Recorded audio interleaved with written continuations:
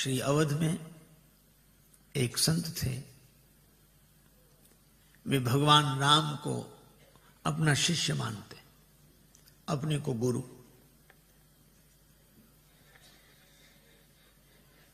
इसलिए मंदिर के अंदर कभी नहीं जाते, बाहर ही बैठे रहते। कोई कहता कि मंदिर में क्यों नहीं जाते का, राम जी सिंहासन पर बैठे होंगे, साथ में श्री जानकी जी होंगी, अब मैं उनका गुरु हूं तो जाना अच्छा नहीं लगेगा, उनको संकोच होगा, मंदिर के अंदर ही नहीं जाते। बाहर ही एक कुटिया थी, उसमें रहते, और कुटिया में राम जी का एक चित्र, खड़िया पाटी छड़ी। बाहर से लोग सुनते, अंदर से सुनाई पड़ता, कहते राजा के बेटे हो, जरा पढ़ लो, 2 अक्षर याद रहेंगे तो काम आएंगे।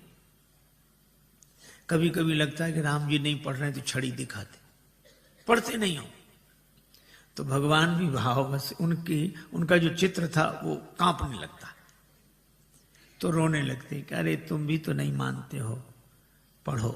यही उनका काम था रोज का। मंदिर में कभी नहीं जाते, कोई मंदिर में जाता, बाहर निकलता तो पूछ लेते राम जी ठीक है, सब ठीक है। बस एक बार महात्माओं ने कहा कि ये क्या ढोंग है, भोजन में उपस्थित रहते हो और भगवान के मंदिर में नहीं जाते हो।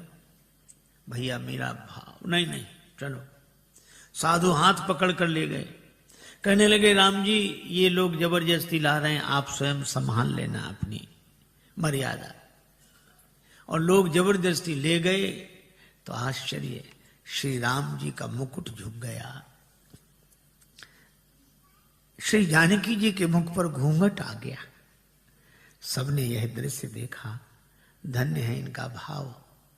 और उस स्थान का नाम हो गया गुरु सदन बिहारी रामलला, श्री अवध के यह प्रसिद्ध संत। भगवान से नाता जोड़ने में बड़ी अच्छी बात है। नाता जोड़ना यह है, त्वमेव माता च पिता त्वमेव। जीवन में जो आपकी माता जी हैं वो जीवन भर माता जी रहेंगी, पिताजी नहीं हो सकते।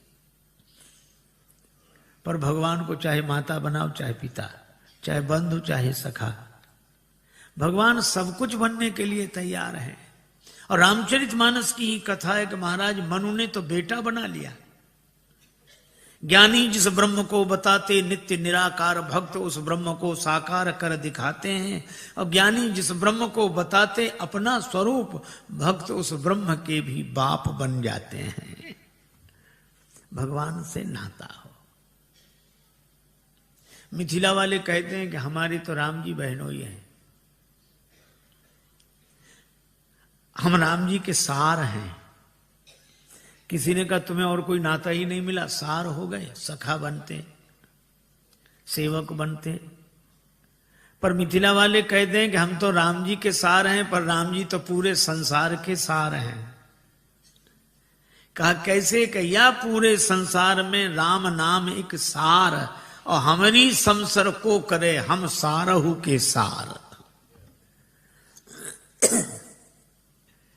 और इसीलिए नाते का आनंद है। देखो, भगवान की सत्ता को स्वीकार कर लेना भक्ति नहीं है, भगवान के अस्तित्व को स्वीकार कर लेना आस्तिकता है।